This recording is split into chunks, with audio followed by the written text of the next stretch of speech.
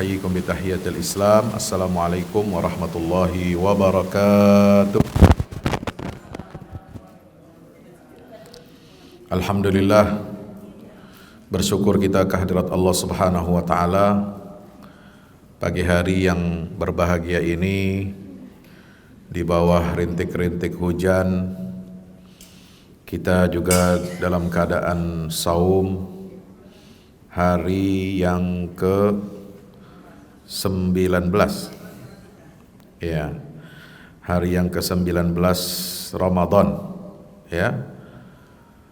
Alhamdulillah, Allah masih pertemukan kita di majlis ilmu, di majlis yang insya Allah penuh dengan keberkahan dari Allah Subhanahu wa ta'ala. Mudah-mudahan pertemuan kita dalam kajian duha yang secara rutin kita selenggarakan, ya, walaupun bulan Ramadan enggak libur, tapi kebanyakan justru bapak-bapak yang libur. Ibu-ibunya masih Masya Allah, ya, semangat, tetap semangat, ya.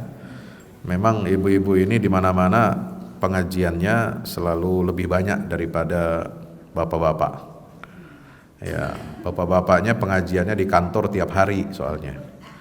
Kalau ibu-ibu seminggu sekali, wajar dia pengajian mingguannya lebih banyak, ya.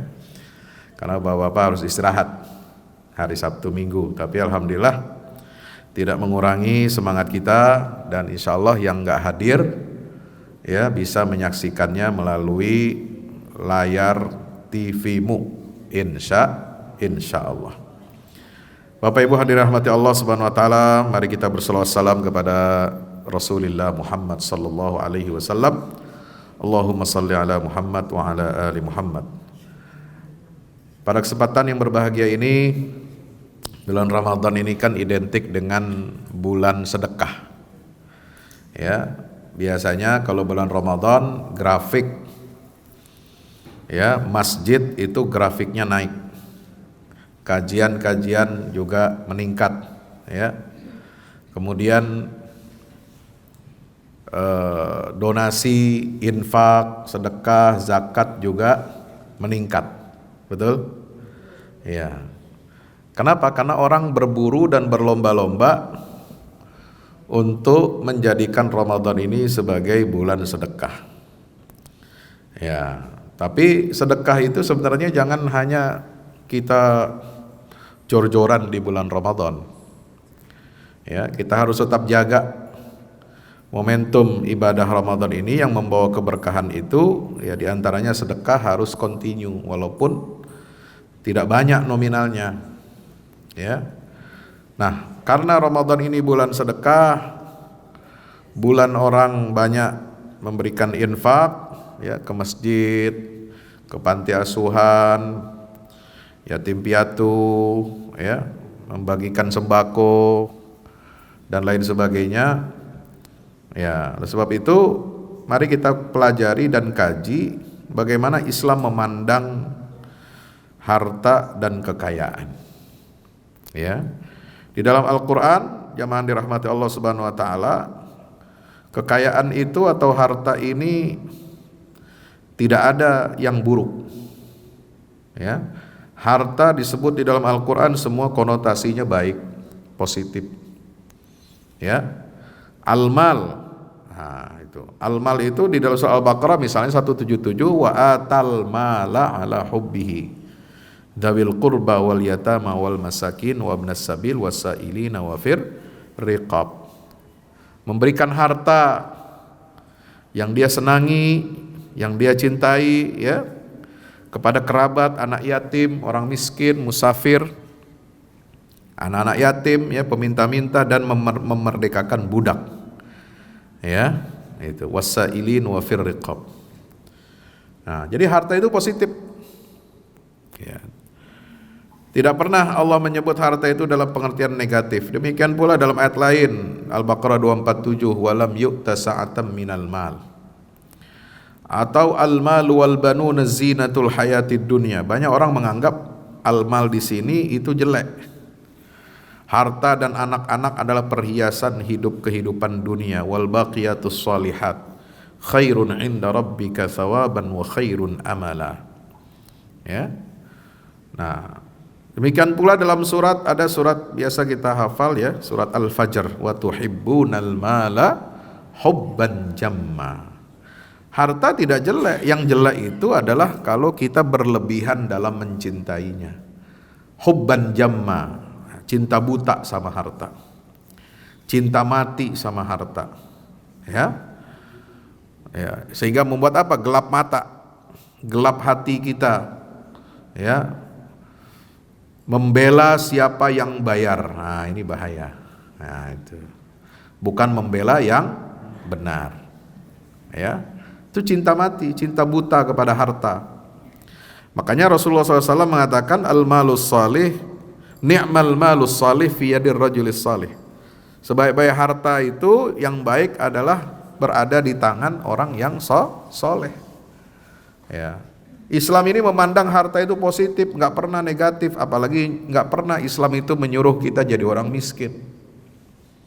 Ya, nggak ada ayatnya. Sebab kita diperintahkan untuk membayar zakat. Kalau nggak punya harta, bayar pakai apa? Hah? Pakai daun, ya, pakai senyum, nah itu sedekah namanya, sedekah senyuman, ya, nggak ada zakat senyum, nggak ada. Ya. Oh Pak Ustadz kita pakai zakat ilmu, iya itu zakat dalam pengertian bahasa, ya, bukan, nggak cukup membayar zakat itu hanya dengan senyum, hanya dengan berbagi ilmu, itu namanya sedekah ilmu. Ya, jangan pula diartikan zakat itu yang wajib diartikan sedekah. Ya. Katanya apa? Di dalam Quran katanya nggak populer zakat. Nah, kita nggak ngomongin orang, pikiran. Ya, kalau keliru ya kita betulin. Ya. Zakat gak populer zaman Nabi. Nah ini, kalau mau maju ninggalin zakat gak bisa. Zakat itu rukun. Mungkin maksudnya kalau kita husnuzon bukan meninggalkan tapi melampaui. Melampaui itu apa? Iya zakat, iya juga sedekah. Karena ayat yang dicontohkan innamas shadaqatu lil fuqara itu adalah sedekah yang wajib. Jadi sedekah ada dua. Satu sedekah wajib yaitu zakat. Yang kedua sedekah sunnah, ya sedekah yang biasa. Nah ayat innamas shadaqatu lil fuqara wal masakin itu sedekah wajib. Jangan diartikan sedekah. Ya. Kedermawanan, bukan, itu zakat wajib, sudah diatur aturannya. Khudz min amwalihim sadaqah. Nah, sedekah juga di situ artinya sedekah wajib yang wajib diambil oleh pemerintah, dipaksa. Jadi zakat itu ada unsur memaksa. Kalau sedekah rela, kesukarelaan, sukarela sedekah itu. Tapi kalau zakat, sedekah wajib itu dipaksa. Ya. Hadirin dirahmati Allah Subhanahu Wa Taala. Nah sebab itu nggak pernah Islam itu mengajarkan kita untuk jadi orang miskin. Sebab apa? Kita ada kewajiban bayar zakat. Dan setiap Muslim berusaha sekuat tenaga sebaik mungkin untuk bisa menjadi muzaki, ya, menjadi orang yang wajib zakat. Ya, kalau nasibnya nggak bagus ya dari mustahik, ya kan? Gara-gara emas naik, ya harganya melambung tinggi, berarti nilai zakatnya kita nggak canggup, ya kan? Kayak saya, ini sekarang saya mustahik nih. Kenapa? Gaji dosen 3 juta, 1 gram emas, ya. 1 gram, ya, dulu bisa beli 3 gram 3 juta, ya kan? Nah, sekarang kalau emasnya 85 gram emas nisabnya, harta kita yang bersih udah dikeluarin biaya hidup sehari-hari, keluarin biaya makan, minum, kesehatan, biaya transportasi, biaya jajan anak, istri, ya. Kalau masih ada sisa setahun itu harganya 185 gram emas. Sekarang berarti uangnya sekitar 255 juta. lebihnya. Biasanya 90 juta udah wajib zakat kalau ada kelebihan dalam setahun, ya. Apa tuh? Oh, wifi. Oh, keren wifi-nya ini. Jadi makanya itu jangan mengurangi ya semangat kita untuk apa? Kalau nggak bisa zakat karena nisabnya harganya naik, ya kita kencengin sedekahnya. Insya Allah, ya. Hadirin rahmati Allah Subhanahu wa taala. Nah, oleh sebab itu ya kita juga diperintah Allah untuk apa? Pergi haji. Pergi haji itu ya pakai uang. Biayanya besar, ya.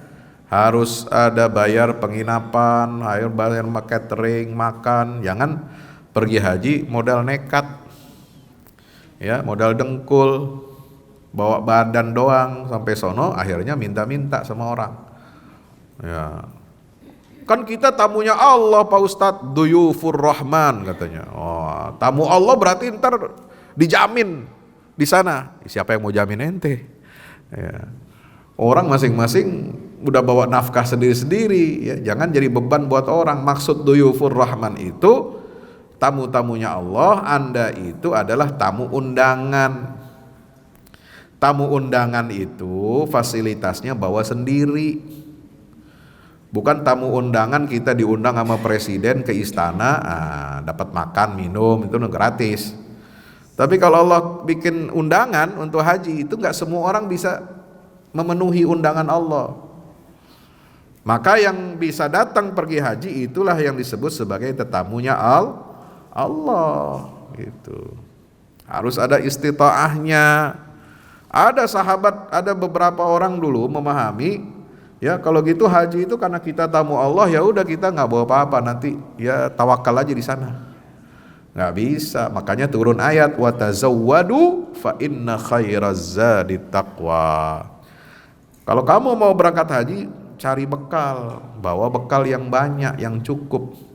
Bukan cuma untuk diri kita sendiri selama menunaikan haji, tapi juga meninggalkan bekal nafkah buat keluarga yang ditinggalkan.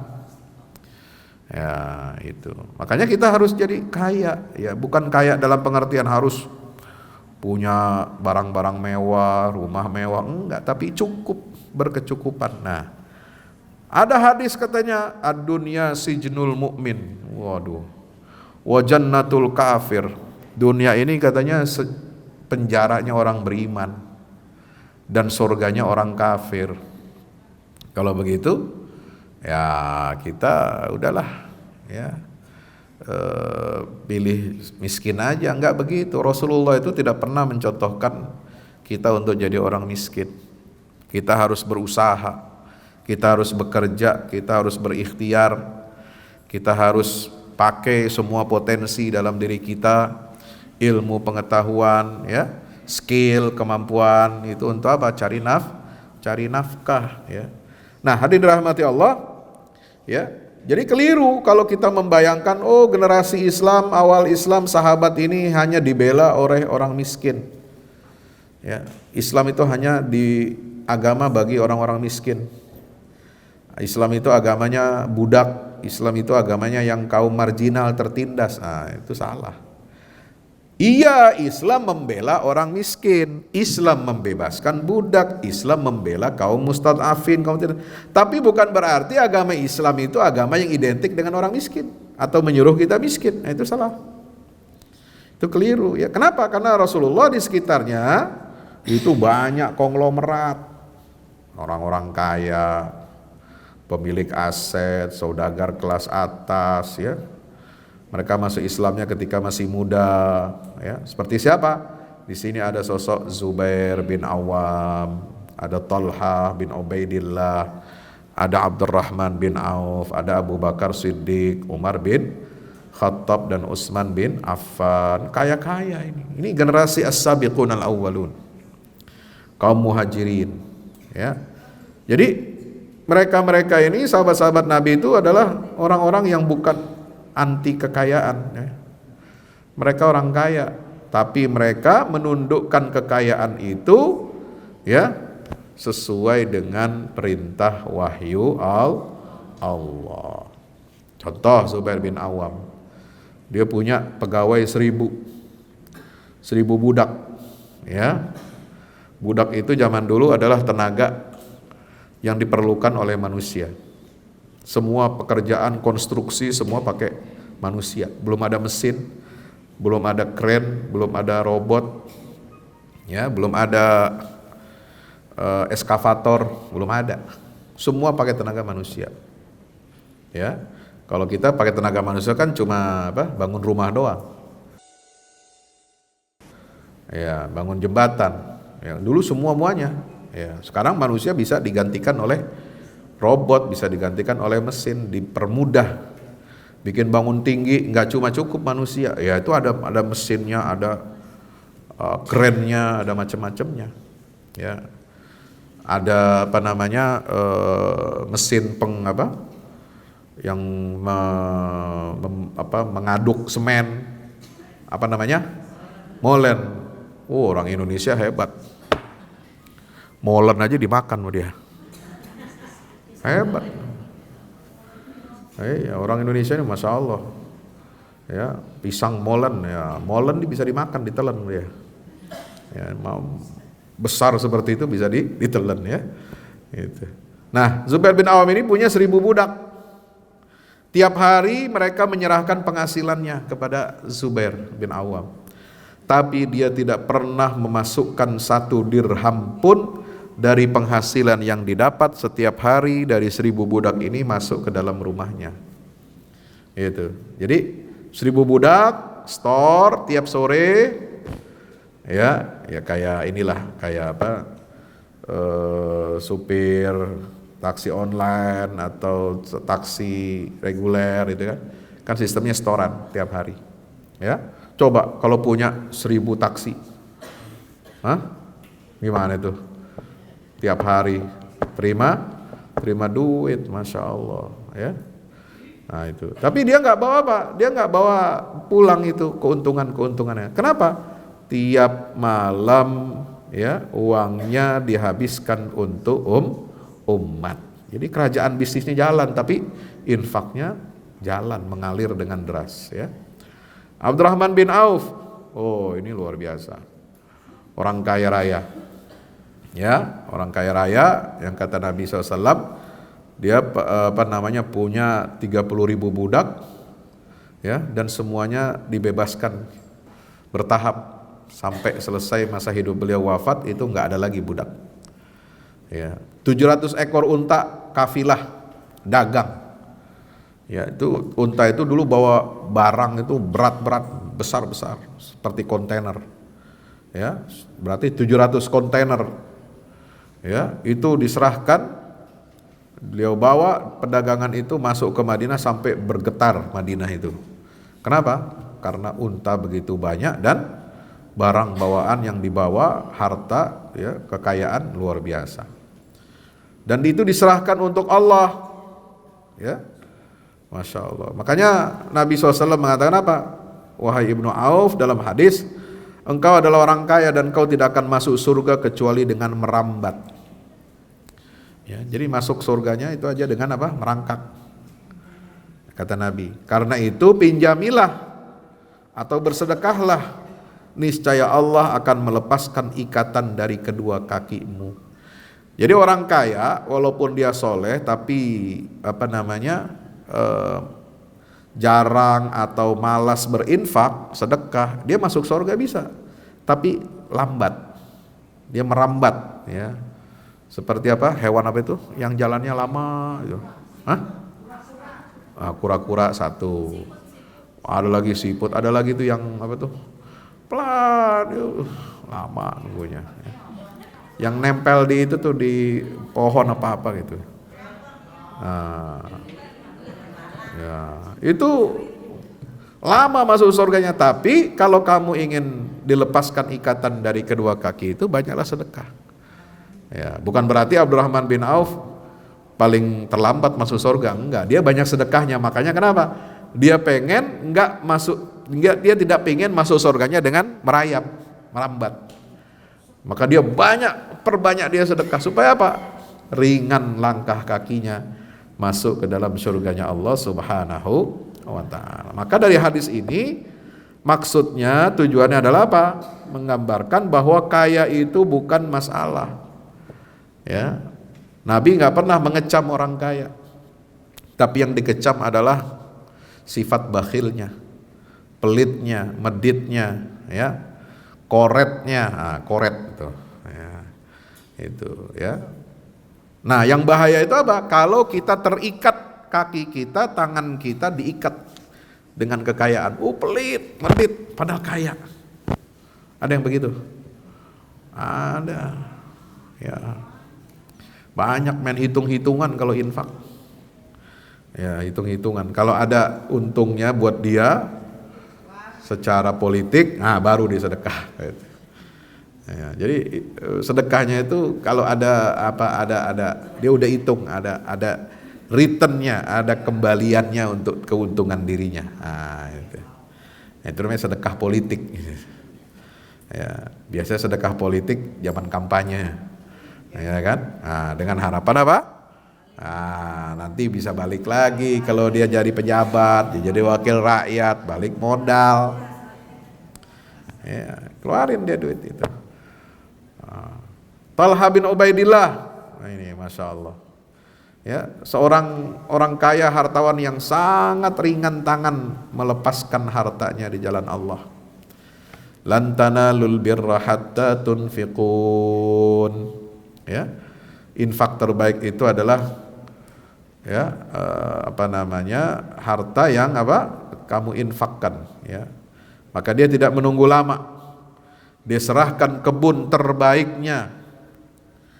Hatta tunfiqu mimma tuhibbun, jadi berinfak dengan sesuatu yang kita senangi, ya. Itu baru sampai ke puncak albir, ya. Albir itu baru kita dapat kalau kita berinfak dengan harta yang terbaik. Maka apa yang harta terbaik menurut Talha punya dia? Saya punya kebun kurma, hasil panennya banyak, ya. Kalau zaman dulu korma, sekarang di Indonesia sawit. Ya, nyawit loh, kan begitu. Anak muda sekarang kalau ngejelekin temannya nyawit. Ya, kenapa? Karena identik sawit ini jelek, ya. Karena apa? Karena ya banyak tidak bisa menyerap air. Ya, tidak seperti hutan lindung, tapi sawit itu banyak manfaatnya. Ya.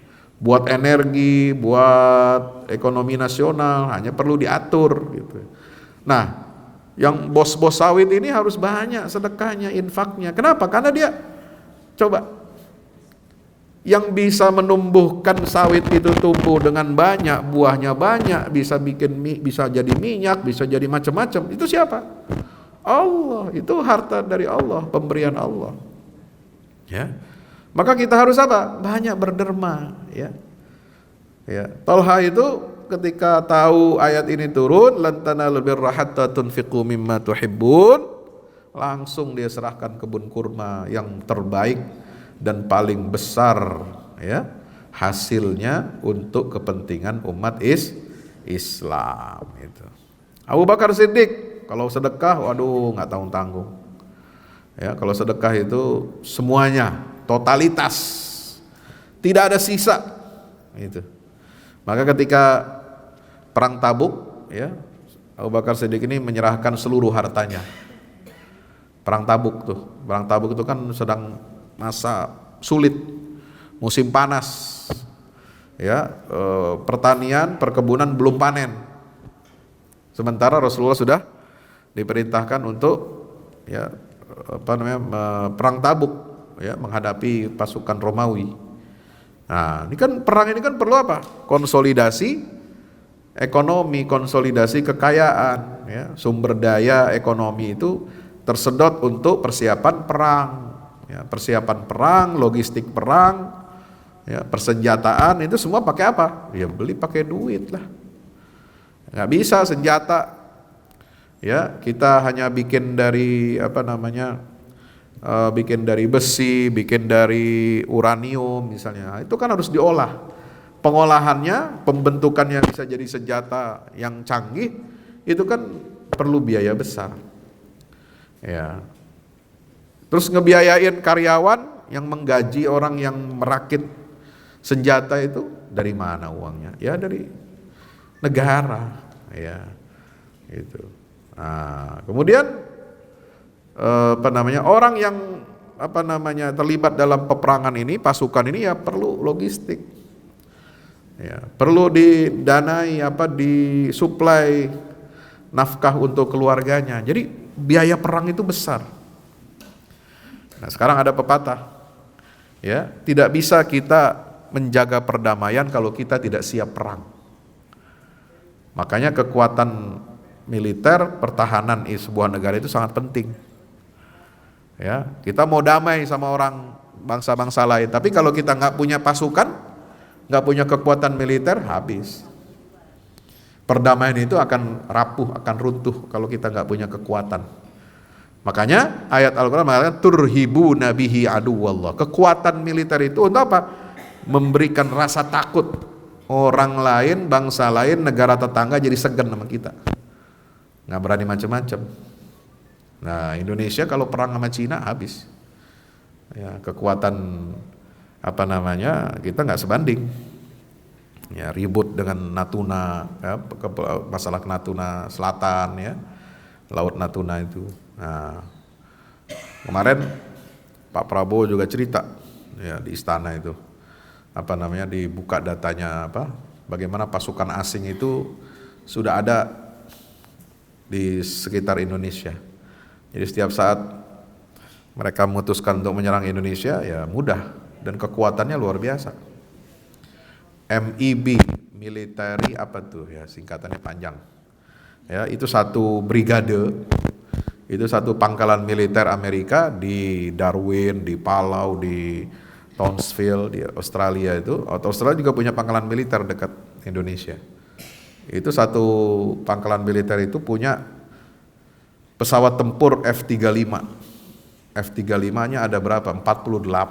Nah, satu aja udah bikin pusing, apalagi 48. Ya. Kekuatan TNI Angkatan Laut kita akan habis dalam hitungan jam. Ya, kalau berhadapan dengan F-35 itu. Nah, makanya Indonesia terus mengembangkan industri pertahanannya, kerjasama dengan Turki, kerjasama dengan Korea untuk bikin pesawat tempur, ya. Terus mengembangkan teknologi drone bersama Turki dan lain sebagainya. Nah, itu harus, ya. Nah, biaya ini dari mana? Itu dari dana sukarela, ya, dari umat, dari sahabat-sahabat Nabi yang kaya-kaya itu. Ya. Ketika perang Tabuk, Abu Bakar bawa semua hartanya. Terus Rasulullah bilang apa? Apa yang kamu tinggalkan untuk keluargamu, wahai Abu Bakar? Beliau menjawab, Allah dan Rasulnya. Jadi tawakalnya besar. Tapi tawakal dia punya harta banyak. Nah, jangan nggak punya banda tawakal itu.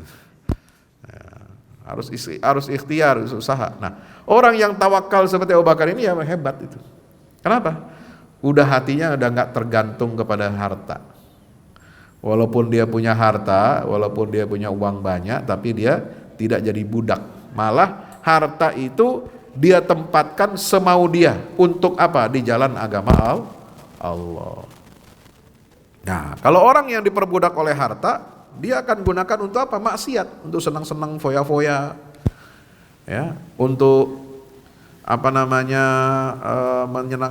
menyenangkan diri sendiri, ya, untuk hal-hal yang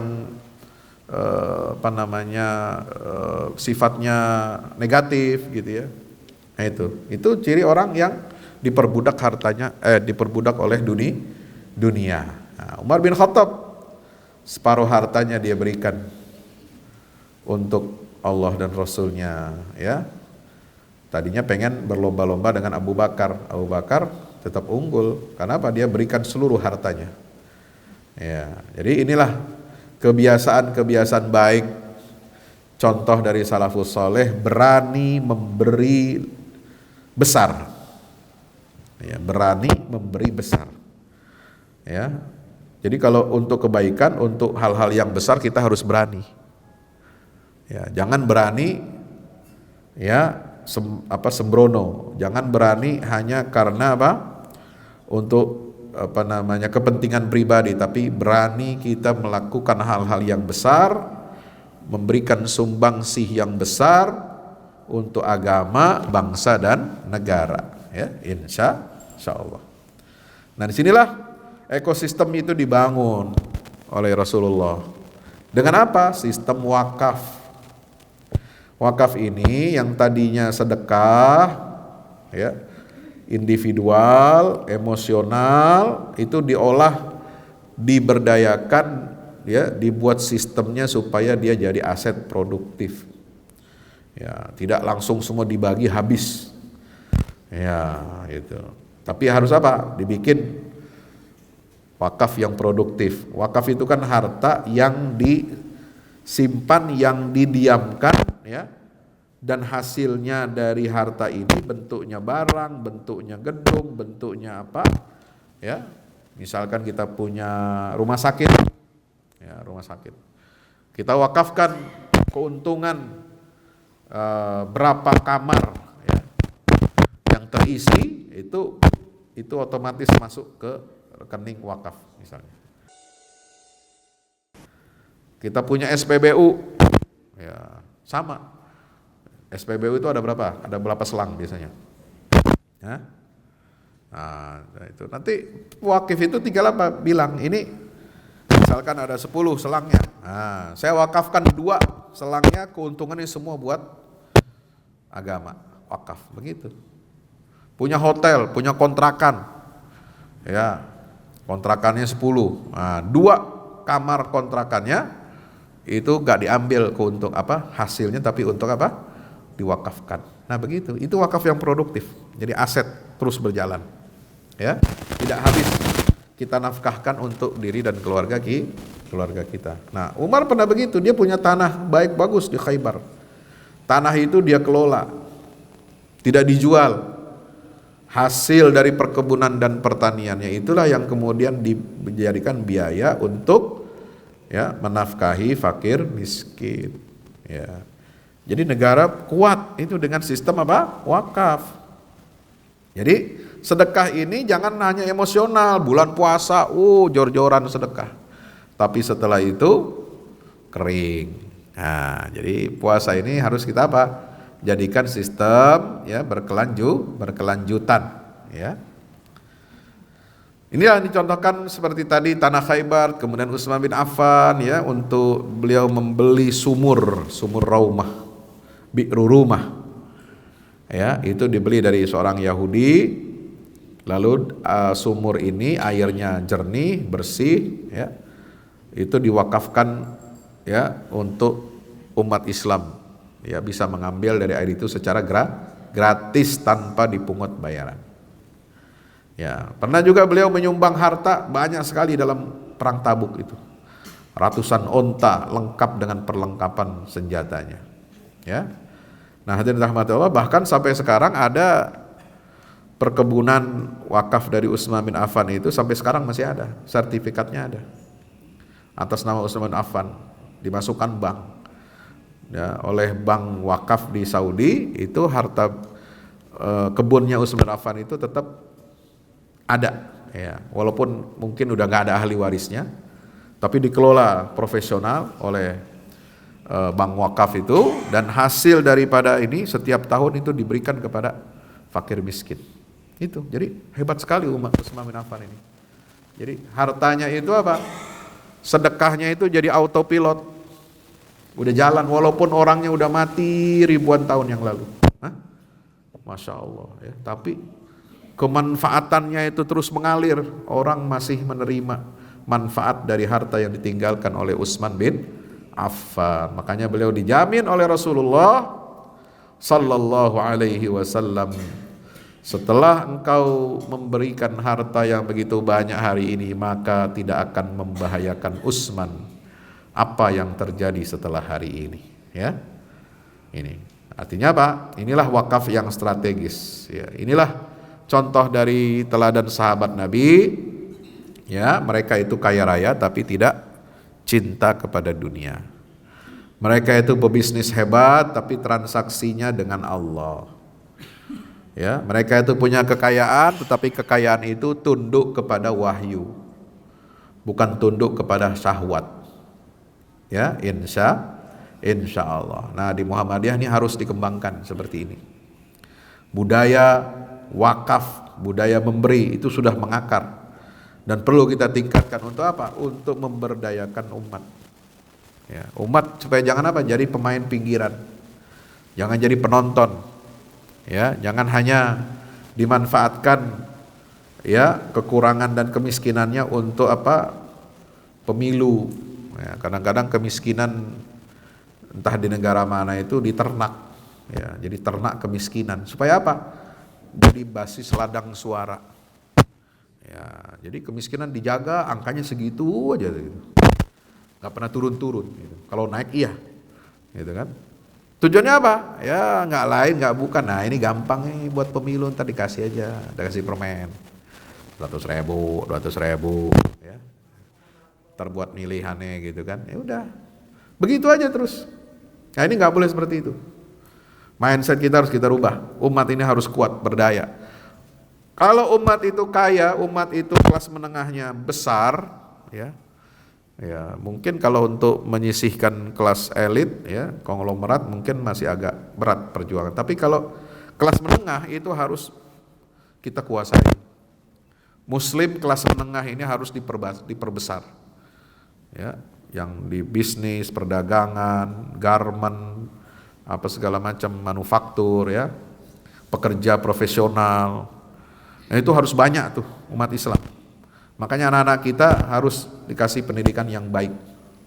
Supaya apa? Mereka jadi kelas menengah yang handal, profesional yang cakap ya. Sehingga apa? Kelas menengah umat Islam di sini tumbuh dengan besar. Nah, kelas menengah itu apa?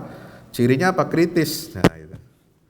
Ya, maka kalau ingin negara baik itu apa? Kelas menengahnya harus besar, jangan kelas kecilnya miskinnya jadi piramida. Di kelas paling bawah yang miskin banyak, makin lebar gendut.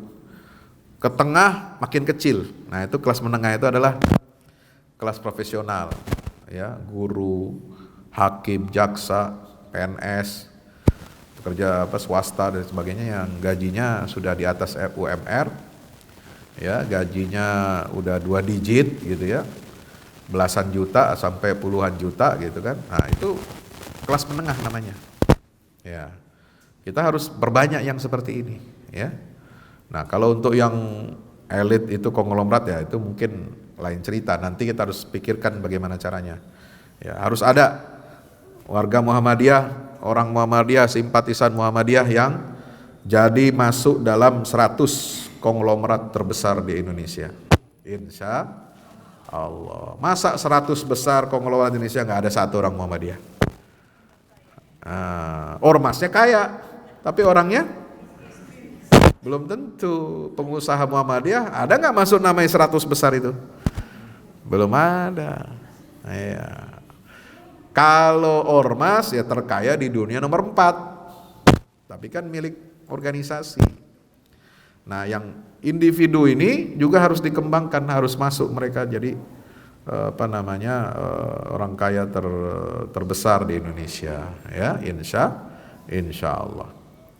Jadi Islam ini nggak pernah melarang kita jadi kaya, asalkan kekayaan itu ya digunakan untuk melayani umat, ya digunakan sebesar-besarnya untuk kebaikan dan kemaslahatan Islam dan kaum muslimin. Inilah apa yang menyebabkan mereka bisa seperti ini, ekosistem itu bagus.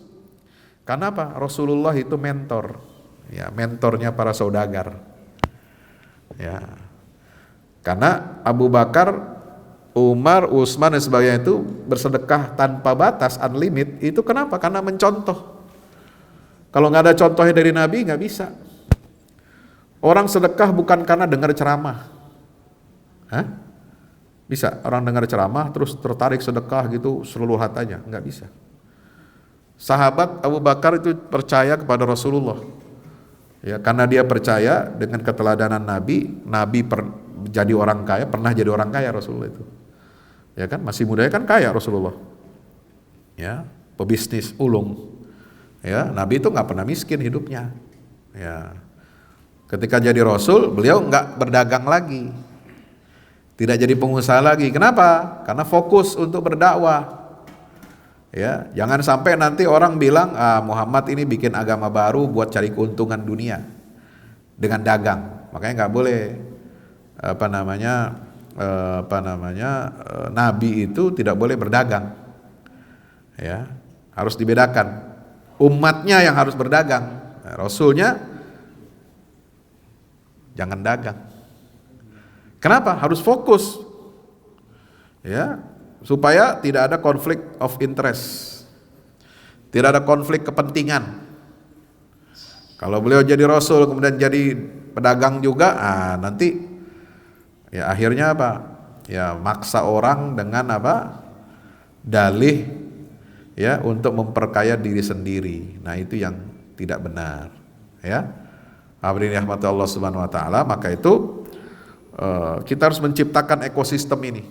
Ya, Rasulullah ini sebagai sosok mentor yang sangat luar biasa. Ya, beliau ini orang al-amin dan pelaku bisnis internasional. Ya, eksportir, importir besar, mengelola modal Khadijah, harta kekayaannya Khadijah. Ya, kemudian beliau itu memahami apa? Supply chain itu mata rantai komoditas, ya. Apa yang dibutuhkan oleh bangsa-bangsa, tahu manajemen risiko. Beliau ini pandai dalam bidang bisnis. Lalu bisa membangun kepercayaan pasar, membangun reputasi brand. Jadi leadershipnya Nabi dalam persoalan ekonomi ini bukan main-main, bukan omon-omon. Beliau itu mencontohkan sendiri. Punya track record ekonomi, makanya sahabat-sahabat yang kaya itu percaya dengan Rasulullah. Kenapa? Karena apa yang diberikan untuk Allah dan Rasulnya, diberikan pada Nabi itu tidak digunakan untuk kepentingan pribadinya. Ya. Abu Bakar hartanya disediakan 100%, Umar 50%, Utsman begini. Tapi bukan untuk ngebangun istana. Ya, Rasulullah nggak pernah bangun istana dari sedekah. Ya. Rasulullah itu rumahnya sederhana. Jadi kekayaan itu untuk apa? Kepentingan Islam. Ya, untuk dakwah, untuk kepentingan militer, untuk pertahanan itu, ya. Untuk memenuhi kebutuhan rakyat, ya. Nggak pernah harta yang banyak disumbangkan oleh sahabat itu lalu digunakan oleh beliau diambil untuk kepentingan pribadinya. Nah itu. Jadi harus ada mentor. Ya. Yang kedua, ini ya, Rasulullah SAW ini seperti dicontohkan oleh murid-murid beliau, ya, orang-orang yang sangat produktif, ya, bukan cuma pensiunan. Ya, beliau ini sahabat-sahabat di sekeliling Nabi ini orang-orang yang produktif usianya, kemudian produktif tenaganya, produktif bisnisnya, ya, gitu. Nah, kenapa generasi terdahulu salafus saleh itu bisa sedekah 100%? Ya, itu mereka melakukannya karena 3 hal. Satu, karena ada kepercayaan penuh. Sangat trust, percaya kepada mentor, kepada panutan, kepada teladan. Yang kedua, karena ada model, melihat teladan yang nyata. Kalau nggak ada teladan nyata, mereka nggak akan tergerak untuk menyumbangkan hartanya 100%. Ya. Yang ketiga harus ada apa? Vision. Ada visi besar yang layak untuk diperjuangkan. Ya, visi untuk membuat negara kuat. Ya, membuat negara mandiri. Visi untuk bikin rakyat itu sejahtera. Nah, itu orang akan menyumbang. Ya. Makanya yang keempat adalah karena berjalannya sistem kaderisasi. Baru orang akan tertarik untuk apa? Untuk mewakafkan hartanya, untuk menyumbangkan hartanya di jalan Allah Subhanahu wa taala. Harus apa? Ada pengkaderan. Ya, ini. Mati.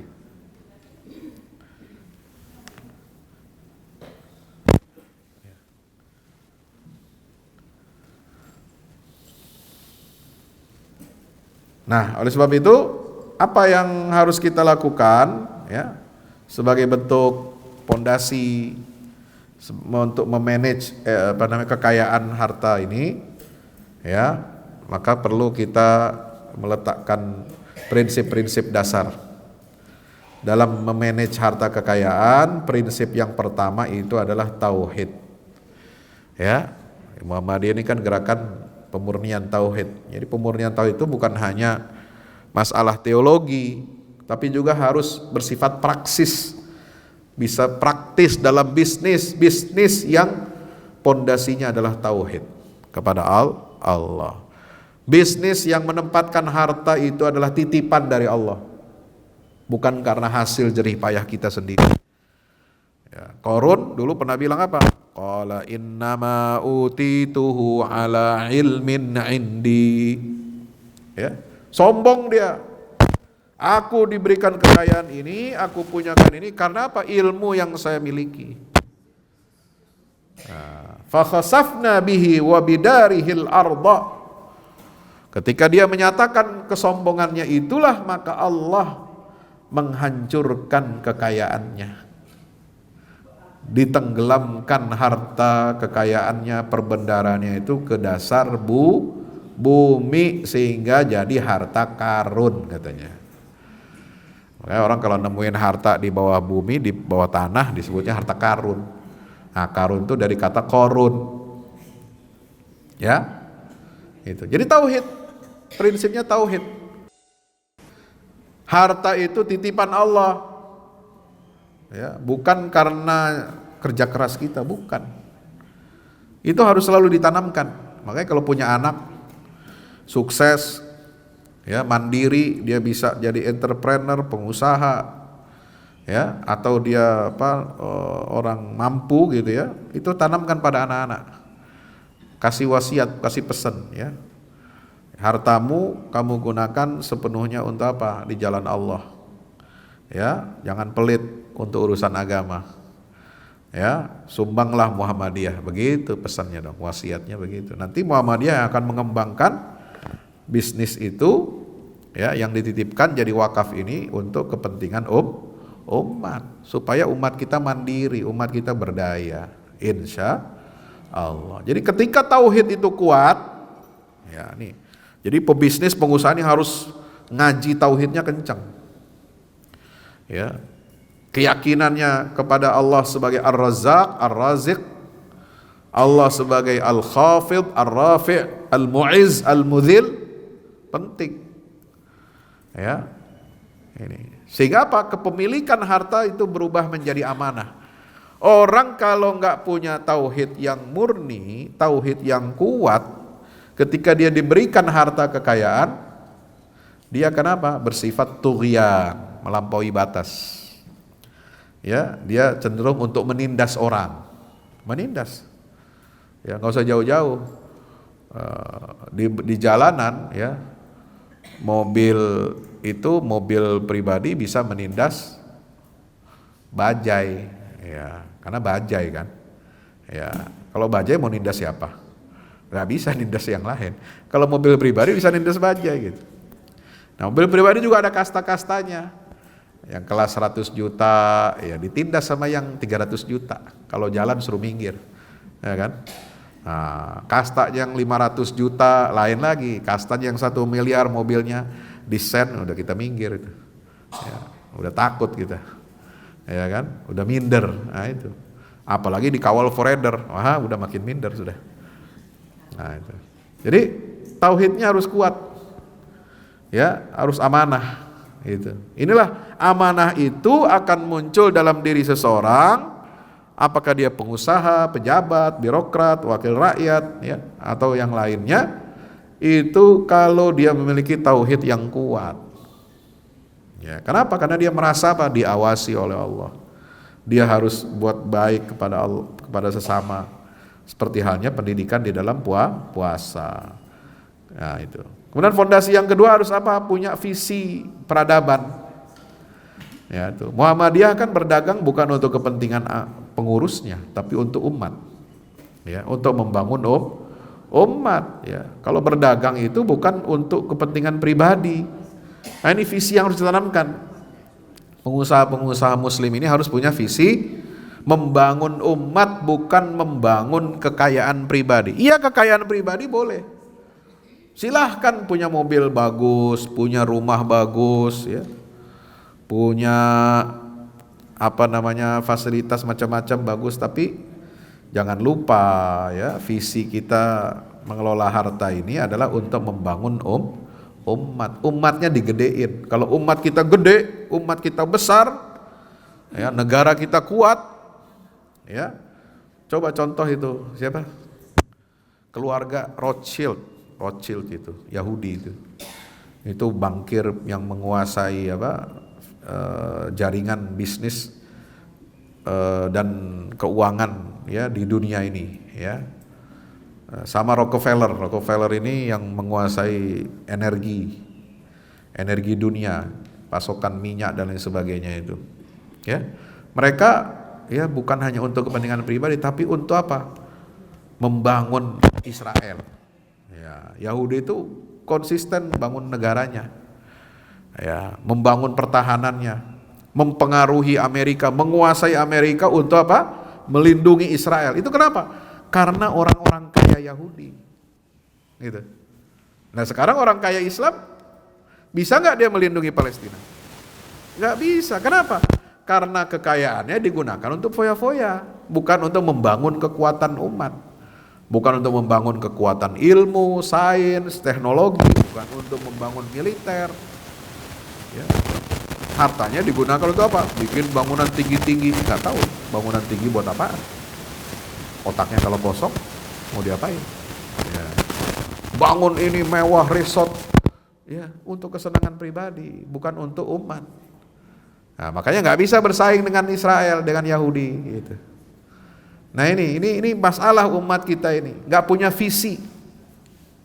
Orang kaya nggak punya visi.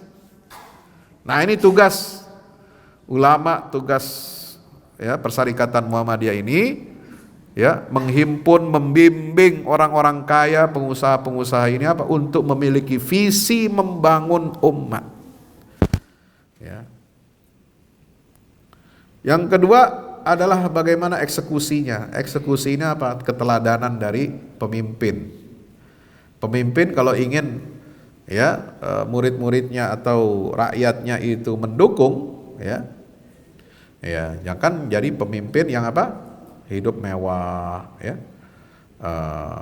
Kemudian dia diperbudak oleh hartanya, gitu ya. Maka dari situlah, dari tauhid yang kuat, ada visi peradaban, ada contoh teladan yang nyata, maka ya di sini nanti akan apa? Akan ada jaringan, jejaring yang menguatkan pilar-pilar umat, kehidupan umat ini. Ya, maka itu Nabi membagi mendistribusikan peran masing-masing. Ada yang jadi ulama, ada yang jadi tentara, ada yang jadi pengusaha, ada yang jadi entrepreneur dan sebagainya, ya. Gitu. Makanya nanti akan apa? Melahirkan investor dakwah. Jadi dakwah ini perlu investor. Investor dakwah. Ya, supaya apa? Ya, supaya dakwah itu bisa berkelanjutan, bisa mendanai dakwah di daerah terluar, ya, terdepan, terjauh, ya. Di sana nggak ada fasilitas, di sana kemudian masuk misionaris. Ya, misionaris kalau berdakwah, canggih. Ya, bawa helikopter, ya, sewa pesawat, masuk ke pulau-pulau kecil. Ya, itu. Sementara kita apa? Dai-dai kita cuma apa? Bawa apa? Ya, dai-dai kita paling bawa Indomie. Gitu. Indominya buat bekal dia. Gitu. Susah. Gimana? Kalau nggak ada investor, dakwah ini susah. Ya, dakwah di pedalaman, dakwah di lingkup komunitas yang bermasalah, ya, dakwah di kalangan orang-orang marginal ini penting, nelayan, petani, buruh, itu, ya. Maka perlu apa? Investor. ya, bangun masjid, bangun sekolah, ya, pemberdayaan umat, ya harus ada investornya. Maka kemudian ada yang jadi supplier logistik, ya, gitu. Logistik harus ada suppliernya, mata rantai, supply chain itu juga harus dikuasai oleh umat Islam. Ya, jadi contoh itu teman-teman kita, ya, orang Tionghoa itu, dia supply chainnya bagus dikuasai. Ada yang megang beras, ada yang megang minyak, ada yang megang terigu, ya, ada yang megang macam-macam, Indomie, ya, ada yang megang sayur-sayuran, buah-buahan, telur, itu. Nah sekarang kesempatan tuh MBG itu kan banyak ya di seluruh Indonesia tuh, berapa dapur itu. Itu kan kewajibannya harus menggunakan suplai dari rakyat, telur, sayur, beras, itu. Ya, itu harus kuat ini supply chain-nya. Jangan nanti supply chain-nya itu ya ngambil lagi dari yang besar-besar, ya, dari pengusaha-pengusaha besar. Jadi ekonomi nggak bergerak untuk menghidupkan ekonomi rakyat gitu. Gimana kita rakyat ini menyiapkan ikannya, menyiapkan dagingnya, menyiapkan telur, menyiapkan terigu, ya, menyiapkan berasnya, sayurnya, buah-buahannya, itu harus dipikirkan. Itu tujuan pemerintah bikin itu bagus untuk apa? Menghidupkan sektor ekonomi rakyat. Nah, cuma kadang-kadang rakyatnya nggak siap. Akhirnya apa? Ini karena diburu-buru deadline MBG harus jelas pasokannya. Akhirnya yang jelas memberikan pasokan itu punya stok banyak ya pengusaha besar. Ya nggak mau ribet, ya kan? Gitu. Makanya kita umat Islam harus manfaatkan ini. Ya, penyediaan pangan. Nah, tadi itu udah contohnya ya, pangan itu, MBG dan sebagainya itu. Penyokong sosial ya. Nah, maka itu leadership yang dicontoh oleh Nabi itu melahirkan ekosistem. Ya, ekosistemnya ada negarawannya, ada panglimanya perang, ada konglomeratnya, ada ahli ilmu, ya. Maka itu, ya, mari kita tumbuhkan semangat untuk berbagi, bersedekah di bulan Ramadan. Dengan apa? Satu, kita kuatkan tauhidnya. Yang kedua, kita harus membangun visi peradaban. Tiga, pemimpin-pemimpin, ya, ulama, ya, guru, orang tua harus jadi mentor, teladan yang baik buat lingkungannya. Kemudian kita bangun ekosistem, ya, dan kultur di tengah masyarakat kita agar semua bergerak, ya, untuk memperbaiki, ya, kondisi ekonomi umat. Insya Allah. Nah, inilah level kekayaan, ya. Level kekayaan ini apa? Ya, jangan cuma bekerja untuk uang. Kalau kita bekerja untuk uang capek. Nah, sekarang bagaimana kita mengelola uang setelah kita dapat, kita kelola dengan baik. Lalu setelah dikelola uang ini, digerakkan uang itu untuk mencapai misi tujuan. Jangan kalah sama Yahudi sama Nasrani, ya. Mereka punya misi, punya harta, mereka tuh punya misi. Ya. Sumbangannya kan kalau gereja itu 10%. Ya kan? Lah kita 2,5% aja malas. Ya, gimana mau berdakwah, investor dakwah ini, ya? Jadi uang itu digerakkan untuk misi dakwahnya apa? Ya, baru nyampe level puncak seperti sahabat menyerahkan uang kepada apa Allah dan Rasulnya tanpa takut miskin, nggak ada takut-takutnya itu. Ya, ya. Kalau orang zaman sekarang, ya, katakanlah urat takutnya udah mati gitu ya. Itu kenapa? Karena ya, merasa sok jagoan, sok berani. Tapi bukan itu yang dimaksud orang yang berani. Berani itu kalau dia berani menyerahkan hartanya untuk Allah dan tidak takut miskin. Ya, ini luar biasa. Ini level yang paling tinggi, ya, di antara. Makanya Rasulullah bilang apa? Kalau ditimbang, ya, imannya seluruh umatku ini dengan Abu Bakar, ya, masih beratan Abu Bakar. Coba bayangkan itu, ya. Maka itu luar biasa. Ini contoh yang harus kita jadikan tauladan, ya, saudagar yang taat, patuh kepada Allah, punya tauhid, punya visi peradaban, mental akhirat. Ya, inilah yang akan membentuk pilar peradaban. Insya Allah. Demikian yang dapat saya sampaikan, mudah-mudahan bermanfaat. Ya, sekali lagi mari kita gunakan momentum Ramadan ini untuk mengubah mindset kita, perbanyak sedekah, ya, karena sedekah itu untuk kebaikan umat. Apa yang kita tanam hari ini kita akan menuai, memanen pahalanya nanti di yaumil kiamah. Ya, jadi nggak benar juga kalau ada orang, oh harta nggak bisa dibawa mati. Bisa harta dibawa mati, tapi harta yang diinfakkan di jalan Allah. Kalau harta yang dibagi-bagi buat harta waris ya nggak bisa dibawa mati. Ya, harta bisa dibawa mati kalau harta itu dinafkahkan di jalan Allah Subhanahu wa ta'ala buat bekal kita. Ya, makanya orang kaya ya udah tua, udah batuk-batuk, ya udah sedikit lagi ajalnya, itu pesan wasiatnya harus kuat. Wasiat untuk sedekah, wasiat untuk wakaf. Ya, jangan pikirin hanya untuk anaknya, ya, untuk keluarganya, tapi untuk dirinya nanti bekalnya di akhirat bagaimana. Nah, ini yang membuat generasi terdahulu kita ini menjadi orang-orang hebat, ya, memiliki visi, ya, kemudian saluran-saluran kemanfaatan itu sangat luar biasa. Demikian, nasallallahu fathun qarib wa basyiril mu'minin. Wassalamualaikum warahmatullahi wabarakatuh.